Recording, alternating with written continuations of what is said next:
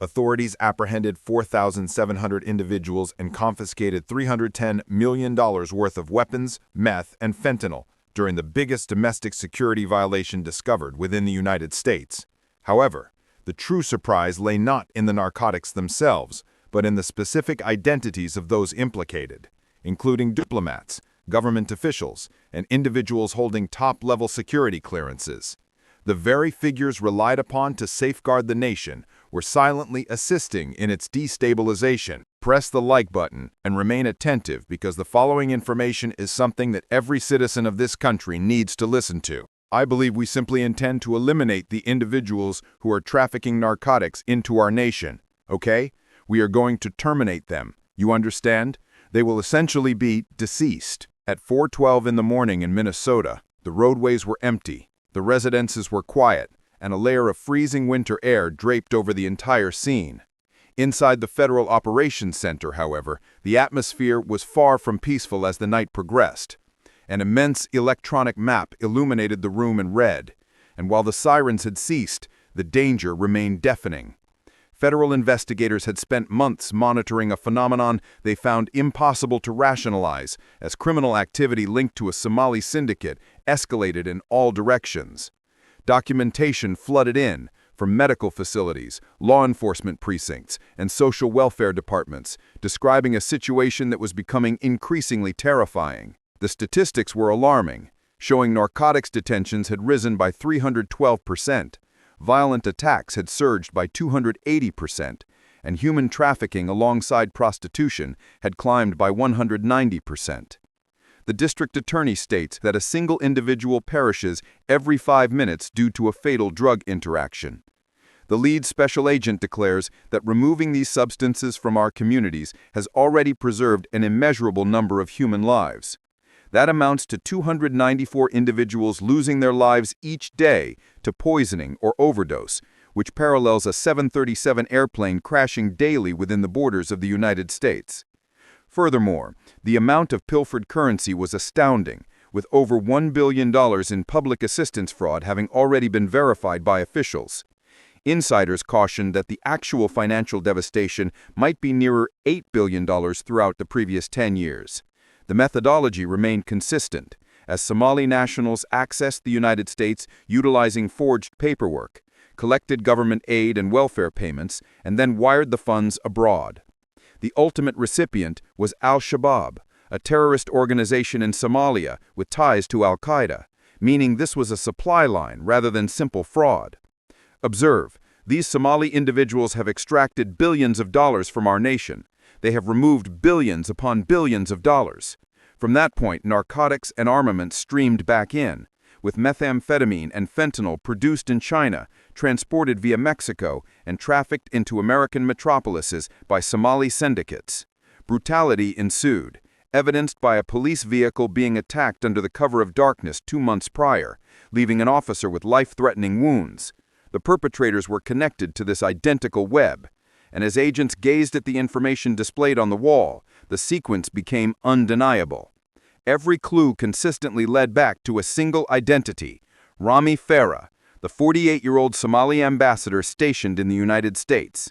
Assuming the gathered intelligence was accurate, a foreign envoy was taking advantage of America rather than safeguarding it, and the peril was on the verge of eruption. If this information startled you, distribute this video, type "ready" in the comments, and continue viewing as the subsequent section enters the embassy. As the inquiry probed further, the discoveries became increasingly grim. This facility was not a diplomatic workspace, but rather a command center where currency, files, and shipments met with exact military coordination. There were no cultural initiatives or diplomatic efforts, only secrecy, as weighty parcels showed up weekly, bypassing customs inspections. Delivery vehicles glided through the back street at 2 in the morning, and lights blinked throughout the night, and agents tallied more than 140 clandestine shipments over 6 months, none of which were listed in the formal diplomatic registry. Examinations of the refuse uncovered the initial tier of evidence, consisting of destroyed immigration applications, crushed phone chips, and casings from remittance services. Detectives subsequently discovered something much more terrible. a concealed locker containing scores of fraudulent passports and identification cards linked to the solitary ring. Several of these documents belonged to males who were subsequently detained for charges of mugging and physical violence. A female utilizing a fabricated persona amassed $48,000 in public assistance payments while employed at an illicit lounge associated with human smuggling. Mayhem trailed them wherever they went as police logs surged with accounts of brawls in front of supermarkets, stabbings at transit stations, and gun battles in parking areas. Within a single minor municipality, law enforcement reacted to 87 episodes of violence over 9 months that were all tied to this specific faction. Analysts at the federal level eventually realized this was not migration, but rather an infiltration that was structured, funded, and protected from within the establishment. The web was expanding more rapidly than authorities could monitor, and instead of deceleration, it was broadening its reach. Enter the word yes if you wish to witness the instant the entrances were blasted apart. The command was issued at 4:05 in the morning as a solitary directive resonated over the secured communication channel, telling all teams to proceed and capture every objective without caution. Reinforced transports deployed from assembly points adjacent to the freeway with their motors humming deeply and quietly. Their front lights were lowered and sirens remained off, leaving only the low growl of fuel engines and the rhythmic beat of chopper rotors above. The mission engaged the FBI, ICC, Homeland Security, state troopers, and municipal sheriffs as over 900 federal officers mobilized with the singular goal of dismantling the syndicate before sunrise. The initial location was an unassuming residence on a silent road that nobody would suspect contained peril, yet thermal imaging revealed activity within. As the assault squad drew near, a male rushed out the rear exit wielding a long gun. A stun grenade detonated on the pavement, illuminating the roadway with blinding light and vapor, causing the individual to fall in a daze. Officers stormed the interior where they discovered bulky packets of money, mobile devices encased in aluminum, and a dining surface strewn with paperwork. On the other side of the city, an intrusion into a storage facility unveiled something larger as operatives breached a metal-fortified door utilizing hydraulic equipment. The inside resembled a standard logistics company, yet a concealed chamber lay behind a fake partition. Within that space sat over 580 pounds of drugs, including methamphetamine, fentanyl tablets, and heroin piled in polymer sacks. The worth was subsequently appraised at $22 million on the black market. During that identical hour, a primary freeway off-ramp descended into pandemonium as a transport lorry attempted to smash through a barricade. Rubber squealed and rounds were discharged into the motor casing, causing the vehicle to slide laterally and crash into a retaining wall before agents extracted the operator. The rear gates were ajar, revealing canvas sacks stuffed with firearms swathed in fabric with their identification codes filed off. The fiercest skirmish occurred within a manufacturing lot located behind a line of derelict structures. 2 gunmen were positioned on the rooftop observing the street, and as the officers drew near, bursts of gunfire sparked from the high ground. Projectiles struck the asphalt while embers ricocheted off steel tracks as federal squads utilized protective barriers to move forward gradually. An additional chopper rotated in the sky with its searchlight slicing through the gloom. Following a strained standoff, both marksmen discarded their arms and capitulated, leaving the embassy bureau as the morning's ultimate objective.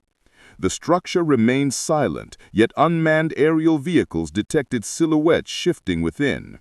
A specialized team advanced from the flank, and the entry explosive blasted with a deafening snap, sending the gates swinging inward. Operatives rushed the corridor where files and computers were strewn over workstations, and in a specific chamber, a male attempted to incinerate documents in a tiny waste bin. He was subdued prior to the fire expanding, and by 5:20 in the morning, the whole crackdown was finished.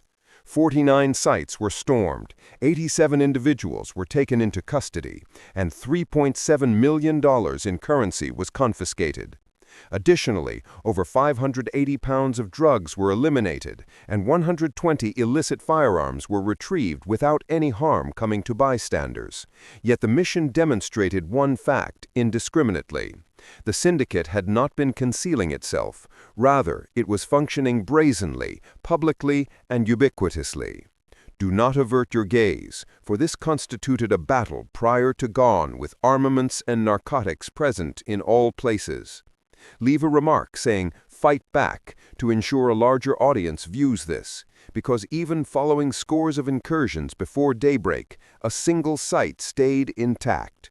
This was the most critical and perilous spot on the chart, a two-level masonry structure adjacent to a civic zone, officially registered as a Somali Trade Liaison Bureau.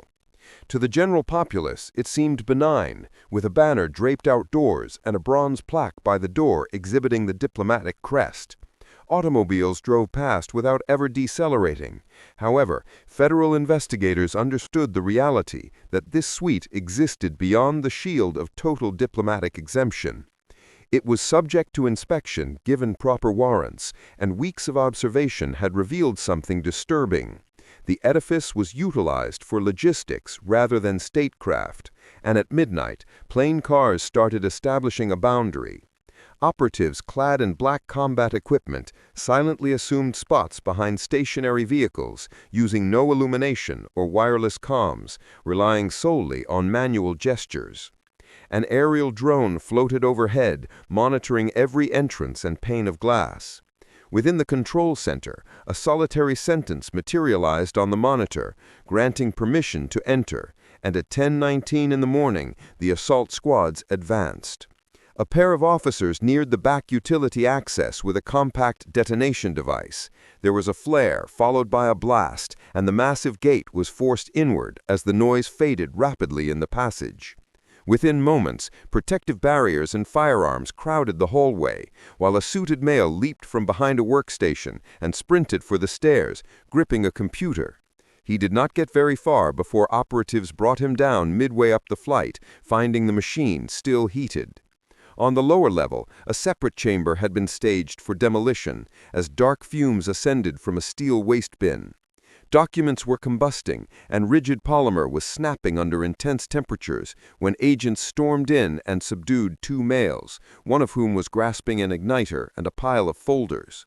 The fire was extinguished using a suppression sheet, yet the papers remained legible despite being slightly scorched.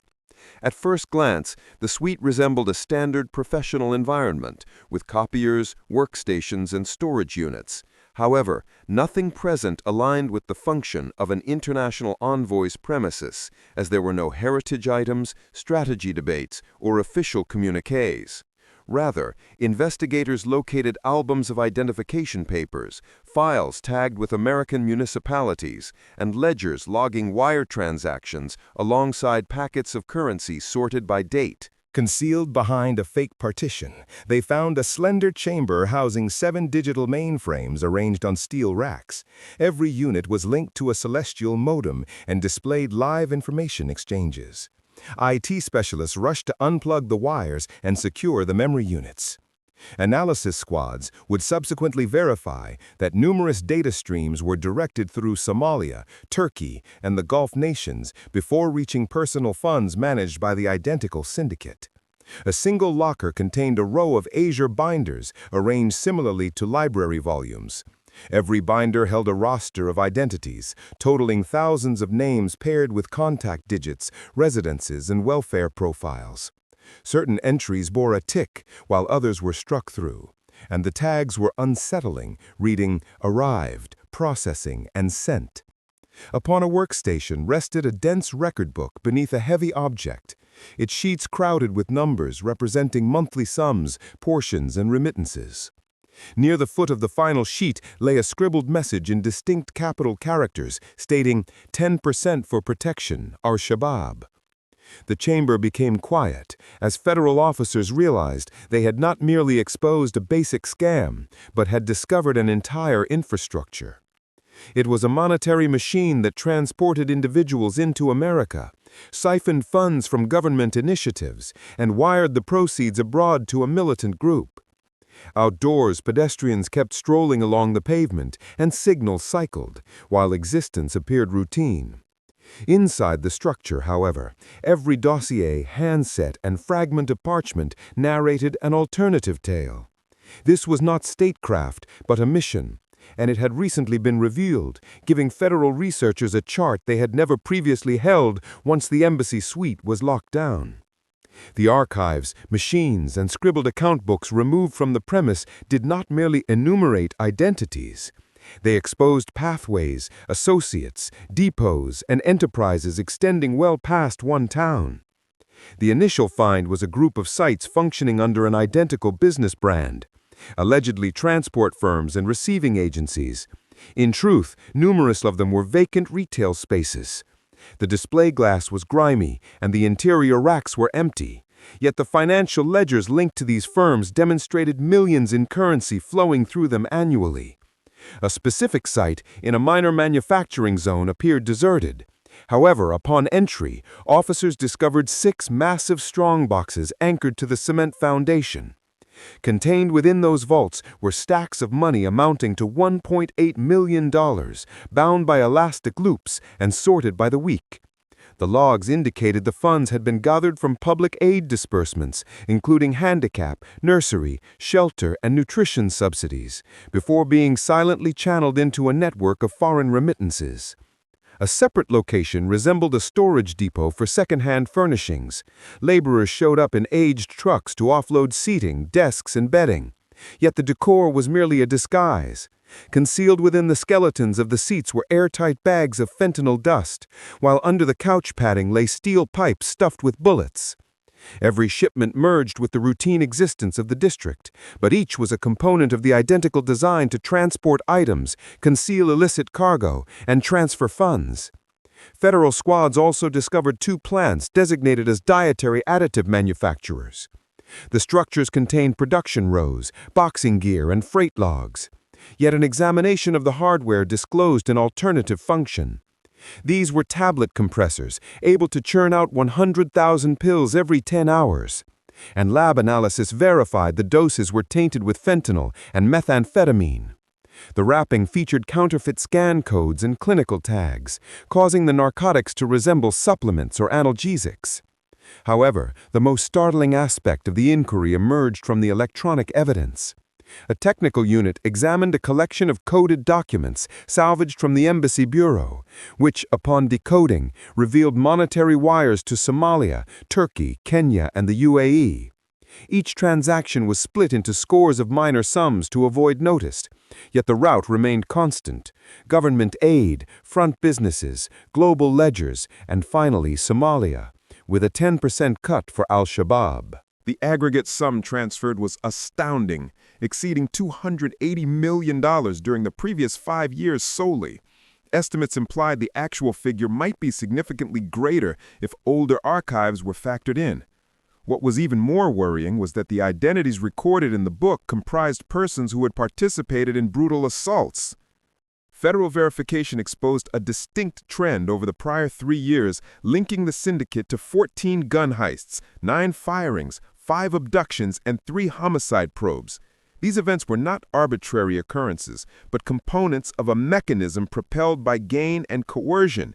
Each buck pilfered from welfare initiatives assisted in funding the subsequent mission, while every delivery of narcotics ensured the currency continued to circulate.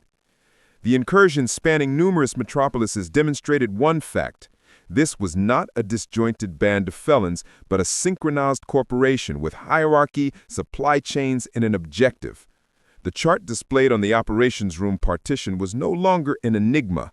The mesh of sites now possessed significance, and every pointer directed back to the identical origin, the web constructed beneath diplomatic shielding.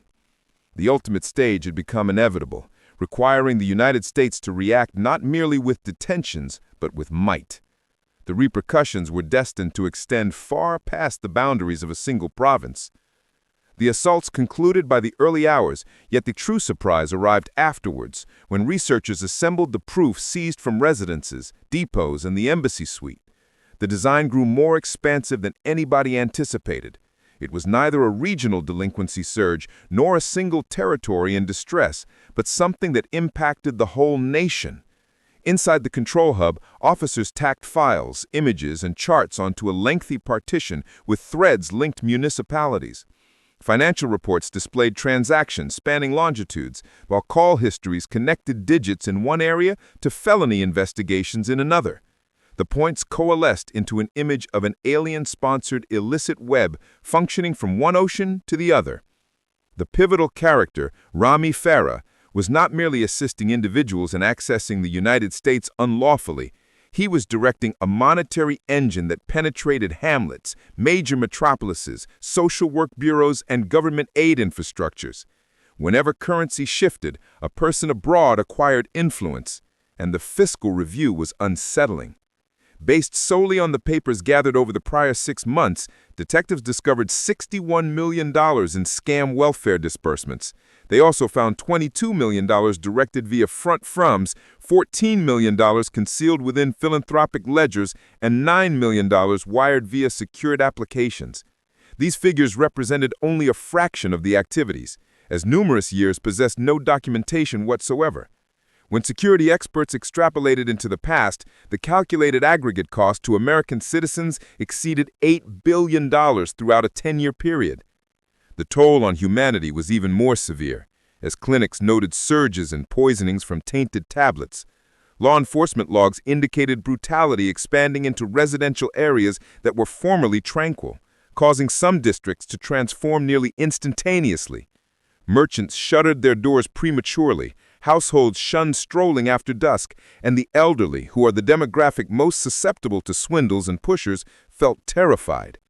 In one municipality, first responders were summoned to the identical street 15 times within 30 days for brawlings, narcotics peddling, and coerced sex work.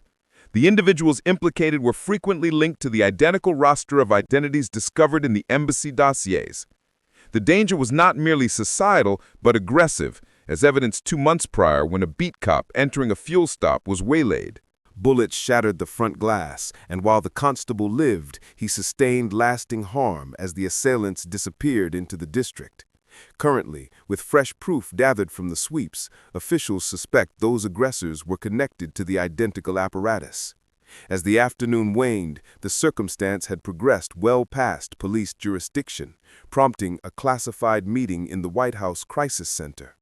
Ministers, spy directors, and top counselors heard the account, which was blunt in stating this was not visa deceit, but homeland security penetration. Bureaucrats depicted a web that exploited American statutes for its own benefit. Subsequently, it wired funds to a militant faction liable for explosions and slaughters abroad, meaning every buck robbed from citizens was another buck fortifying a foe. Upon the session's conclusion, a resolution was reached to dispatch extra assets and proceed with detentions. Non-citizens linked to the scheme would confront deportation, and the inquiry would widen to every province exhibiting comparable behaviors. For numerous citizens viewing the broadcast that evening, the report seemed remote as they witnessed the captions rather than the specifics. However, the reality was straightforward. The peril had been nearby the entire time. It had resided in known districts, strolled through shops, accrued aid, and remitted currency abroad. The conflict was no longer occurring on a different landmass, but had landed within the United States. Currently, everybody realized this was merely the start as daybreak arrived in Minneapolis, making the frost appear pure once more. The avenues were hushed as folks headed to employment, kids attended classes, and vehicles traveled beside the Mississippi as though nothing had occurred. Yet within the operations hub, officers gazed at the proof scattered over the partition, including charts, files, financial logs, images, and identities. That which they had revealed was no longer a riddle, but an admonition. The moral is elementary and uneasy. Peril does not constantly show up donning military garb. Occasionally, it enters via the main entrance with a grin, inside a valise, sometimes bearing state credentials or speaking the dialect of community aid, while behind the veil it pilfers, taints, and ruins. The United States is a benevolent country, perhaps the most giving on the planet, with aid initiatives, philanthropic endowments, social support, and healthcare designed to assist the frail, the aged, the ill, and the striving. However, when individuals exploit that structure and felons convert empathy into revenue, everybody bears the cost. Minors forfeit chances, elders forfeit attention, districts forfeit security, and militants acquire strength. A more profound instruction exists here, which is that liberty is unable to guard itself, boundaries cannot secure themselves, and statutes cannot apply themselves. They demand individuals who are watchful, knowledgeable, and fearless to defend them. Officers performed their duty prior to dawn by locating the syndicate, halting the funds, and revealing the deceit. Yet the obligation does not terminate with them, but pertains to everyone. Each citizen ought to understand what transpired, since transparency is the finest sanitizer, whereas quiet is what permitted this web to expand. Therefore, here is the summons to act. If you value your neighborhood, distribute this tale. If you desire the inquiries to continue, press the like button. And if you demand accountability, post the comment, "Protect America." For this is not the conclusion, but the alert preceding the subsequent installment.